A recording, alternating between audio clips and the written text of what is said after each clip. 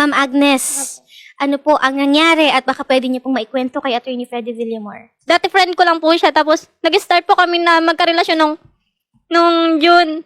Tapos, 1 week pa lang po kami. May nangyari po sa amin na ganun. Ginusto ko pa yung una kasi mahal ko rin naman po siya. Tapos nung sa huli na po, nung ayoko na po kasi alam ko pong mali yun. Ano po doon, gusto ko na pong umalas. Pina-open niya po sa akin yung imo account niya. Tapos pumasok po yung mga number ng amo ko, yung number ng ng mama ng amo ko sa cellphone niya. Yun, binablock niya na po ako kasi ayoko na po talaga siya, ayoko na po talaga sa kanya. Tapos pag hindi ko po ginawa, pag iniwan ko po siya, kinakalat kasi sa imo apps po kasi, may mga doon, may mga my day na nakikita naman kaibigan namin, sobrang dami po. Kasi nakikita doon yung mga pinupush niya na kasama mo, screenshot lang po muna yun.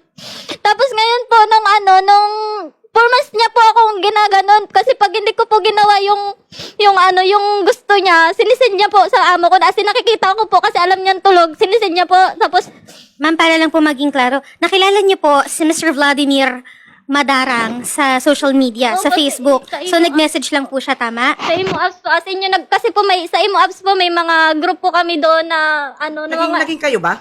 Opo, naging kami po 1 week po. Pero yung 1 week na yun po, ayoko na po kasi may mga gusto na po siyang gawin ko. Tapos ini-screenshot niya na po, may din niya na ako. Tapos sinisend niya sa mga friend namin sa imo apps.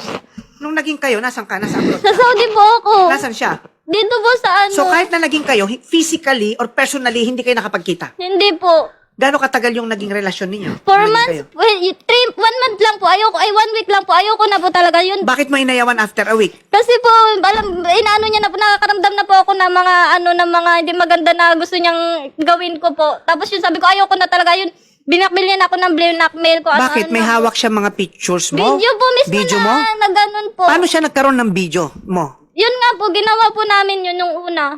Akala ko never kayong nagkita personally. Hindi po yung sa through Kumbaga Instagram parang ang lang po. ginagawa, Attorney, is binibidyohan niya po yung sarili Opo, niya. hindi ko Ma'am, po sorry po, tama, i-correct niyo na lang po ako. Binibidyohan niyo po yung sarili niyo? Ano po? Through in video call po kami, siya po yung nagre-record, hindi ko po So yung una. habang nagvi-video call daw po sila, Attorney, may ginagawa si ate, and then hindi alam po ni ate na na in-screen record po. Opo, nung una. Okay. So, yung ginagawa mo, pinagawa niya sa'yo? Opo, pero sa ano po yun, kahit, alimbawa po pag alimbawa, tapos ako ng trabaho, 12:00, tapos may gusto siyang gawin sa akin, gusto pagawa sa akin. Ipagawa sa'yo? Opo, gusto niya ipagawa sa akin yun.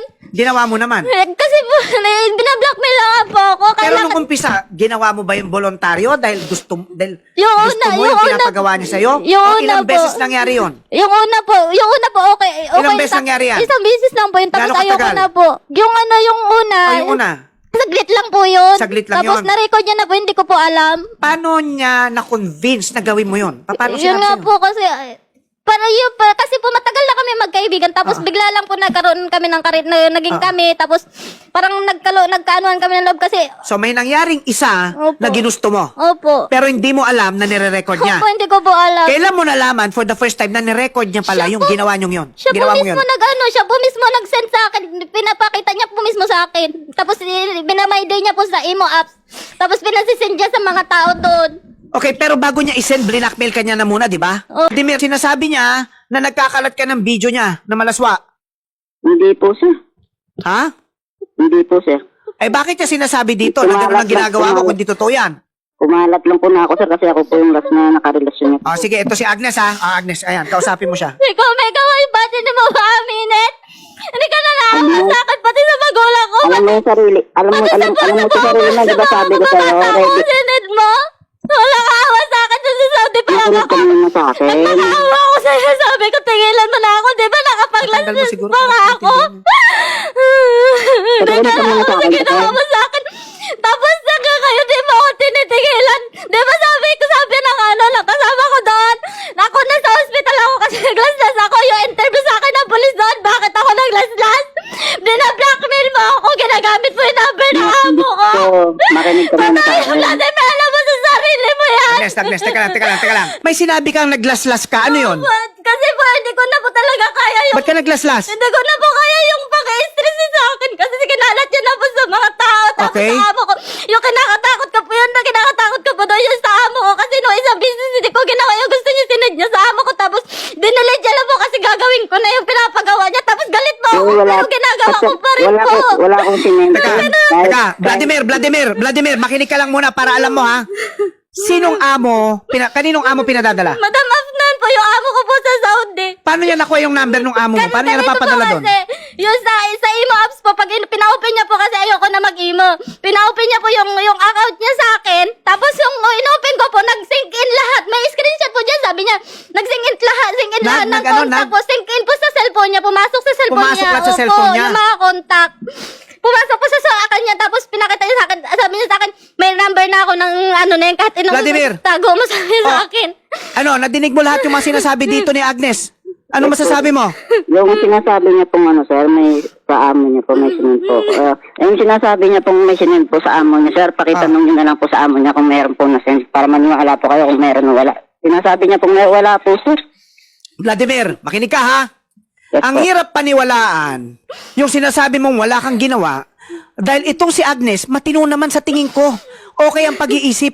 Bakit siya maglalaslas at mag-aatep magpakamatay kung hindi totoo yung mga pinagsasabi niya?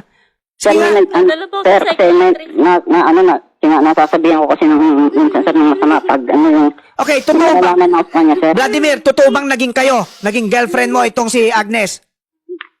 Yes po. Hanggang kailan kayo na naging mag-boyfriend-girlfriend? Next, ano lang sir eh, mga 5 months po ata, 4 months. Okay, anong dahilan ng paghihiwalay ninyong dalawa? Yung misunderstanding lang po, sir. Anong misunderstanding? Hindi nagkakaintindihan, sir. Medyo may marami din po kasi tinatago si Agnes po, sir. Okay, pero alam mo ba na naglaslas itong si Agnes nag-attempt pagpakamatay? Alam mo yun? Ha? Yes po. Oh, anong masasabi mo Pinakontak ko nga po, tungkol sir, doon? hindi ko po makontak, sir. May asawa ka ba? Wala po. Agnes, may asawa ka? Meron po akong mga anak pero hindi po kami okay ng tatay na hindi po kami kasal. Hindi ka kasal? Opo, hindi po. Okay. Pero ako po, kahit nakipagrelasyon ako sa kanya, simula nag-abroad ako, hindi po ako nagpabayad sa pamilya ko, nagpapadala ako buwan-buwan, wala po ako ipon. Tapos siya po, ginagago niya lang ako. Alam mo, Vladimir, ikaw sinabi mo pinadala sa... Nakita mo yung pinadala sa amo mo kung kaninong number nang galing? Ganito po yung ginawa niya. Pag hindi ko po ginawa, sinid niya po isang beses, sabi niya, tingnan mo. Tapos sabi niya, puntahan mo yung amo mo. Tanungin mo kung ano yung anong meron sa WhatsApp niya kasi tulog yung amo ko. Tapos sabi ko, sige wag mo na. Sabi ko, sige wag mo na. I-delete mo na. Nananervous ako kasi Muslim country yun. Sabi ko, sige wag mo na wag mo na gagawin ko na lang. Sige lahat ng gusto mo. Nagmamakaawa ko sa kanya paulit-ulit po yun. Bukod sa amo mo, kanino pa nagpadala, Agnes? Sa pamilya ko po, sa mga kapatid ko. So doon natin makikita kung kaninong number nang galing. Sa kanya po talaga. Tapos gawa niya ngayon. Naggagawa po siya ng maraming dami account. Gumagamit siya maraming number. Para lang ipang-send doon. Sirain nila ako. Nangyayari pa rin yan hanggang ngayon? Hanggang ngayon pa rin? Yung best friend niya si Bastian po. Yung dalawa po sila binubuli po ako.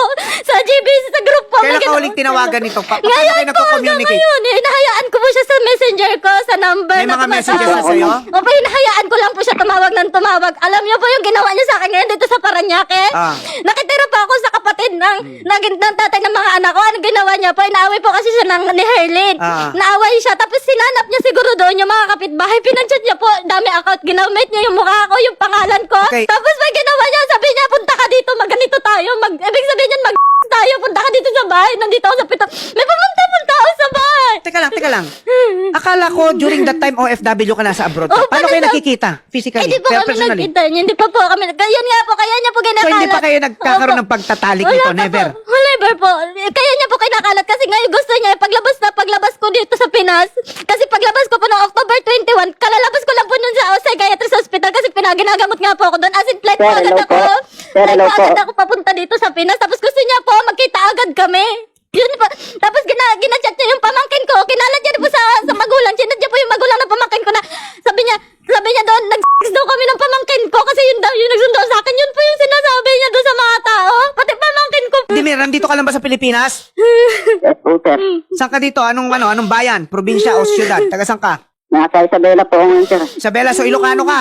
Yes po, sir. Walang Ilocanong ganyan, Vladimir, ha? Kaya ayusin mo. Nga, sir, para makapagpunta ako ng kung saan na po ako gusto papuntahin, sir. Para madinig. Sige, iset natin. Tatawagan ka namin offline, ha? Tingnan mo kung anong pwede mo Opo, pag-usapan. and kung sakali, papamasahihan ka na lang namin, Vladimir. Sige. Okay? Vladimir, eto tandaan mo, ha? Pag ito ay kinaso at sumampa sa korte to, Personally, I'll make sure na mahuli ka. Okay? Yes po, sir. Kaya ayusin mo to. Yes, Pero, Agnes, sa mga ating kababaihan dyan, ilang libong beses na inulit ni Senator Rapi Tulfo na i-avoid nyo yung mga pagpapadala ng video o picture. Di ba, Agnes, katulad mo, minsan lang nangyari. Opo. Pero ano ibinunga sa inyo? Opo, dumagdag Di ba? dumami pa po. So, kahit na gaano pa, let's say, at the time na pinagagawa sa'yo ng boyfriend mo yan, kahit na gaano pa kamahal ka niyan at the time, hindi nyo po masasabi kung anong kahihinatnan ng relasyon ninyo eh. Na kung magiging magkaaway ba kayo o hindi. O yung pong pagiging boyfriend niyan, eh syempre kung ano yung magandang katangian niyan, yun lang ang nakikita nyo. Kaya wag po kayong magpapadala, wag na po kayong pumayag na magkaroon ng video o pictures ninyo. Natatandaan ko yung nandito noon, siya rin, mag-ina, di ba? Kahit na sa asawa niya na lang pinadadala, nahack pa yung account. Ata, di ba? Nahack yung account na yun eh. So, mag-ingat po tayo sa mga ganyan. If ever, nagpadala ka, make sure na madidelete din kagad para wala nang iikot na ebidensya. Pero Vladimir, tanda mo, kahit na ganyan ang nangyari, kahit to a certain point, pwede rin nating masisi si Agnes. May kasalanan ka pa rin. Tanda mo yan, okay? Ikaw ba willing pa makipag-usap dito kay Agnes? Yes, sir, ano na lang po, set na lang po, sir. Kung Sige lang, may sasabihin na si Agnes. Agnes, ano yun? May ano rin po, may willing pong lumabas din na babae na naging karelasyon niya rin po si Migs po na yung willing po tumulong sa akin kung ano rin pong ginawa sa kanya rin, yun rin po yung ginawa sa akin. Alam mo, Attorney Vladimir, siguro kailangan magpa-check up ka na din. Mga po, sabi nila, pinagmamayabang niya pa sa akin dati na panglima ka na sa mga nag-ano, wala lang Sinasabi niya yun? Opo, sinasabi Yung niya ba mga po. messages na yan, nandiyan pa rin, naka-retrieve Hindi sa'yo, po siya alam niyo po, mautak po siya eh. Hindi po siya nagsasabi in through chat, call niya po sinasabi sa akin. Ganun po siya. Ganun niya ako inaano para lang makaligtas, nilinis niya yung pangalan niya.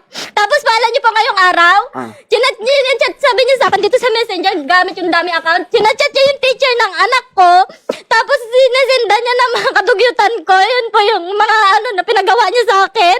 Sinisira niya po pati yung pag-aaral ng anak ko.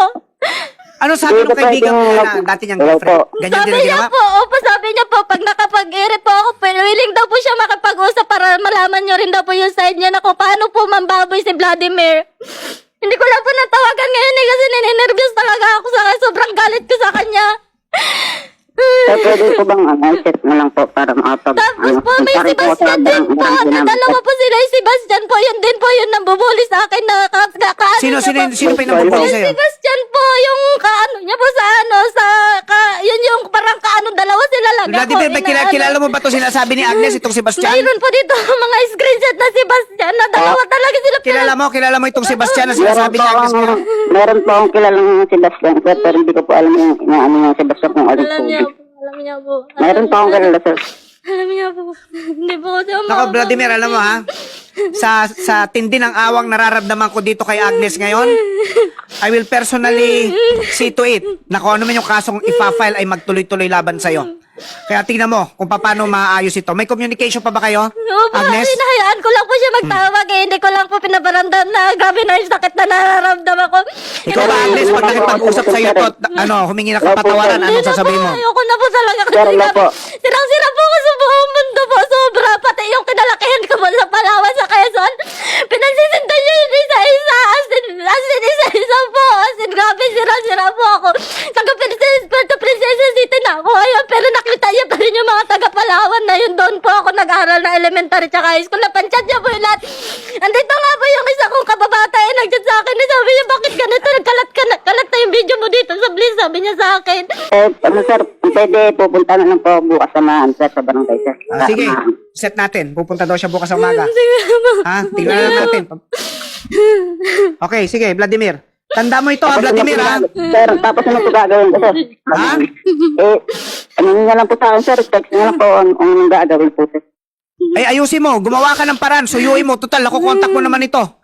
Siguro pinakamaganda pa, aminin mo na yung pinaggagawa mong kasalanan. Mag-sorry ka. Baka sakaling magbago pa ang pag-iisip ni Agnes at huwag kang tuluyan. Pero ito, kung tutuluyan ka nito, ibubuhos ko ang lahat resources ng programang ito. Pakikiusapan ko si Sir Rafi to make sure na madampot ka. Tanda mo yan. Sir, okay naman po ako, sir. Alam naman po akong sagot ng lahat, sir. Ha? Okay naman po sa akin, sir. Alam ko na may nagawa akong mali, pero hindi naman po ganun ka ang sinasabi niya po, sir.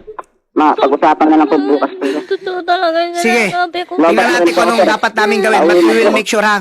Sige, maintain mo yung communication sa kay Agnes at saka sa amin at kukontakin ka namin paano kayo magkikita. Ito ka, mag-message ka sa mga kababaihan natin. Warningan mo sila.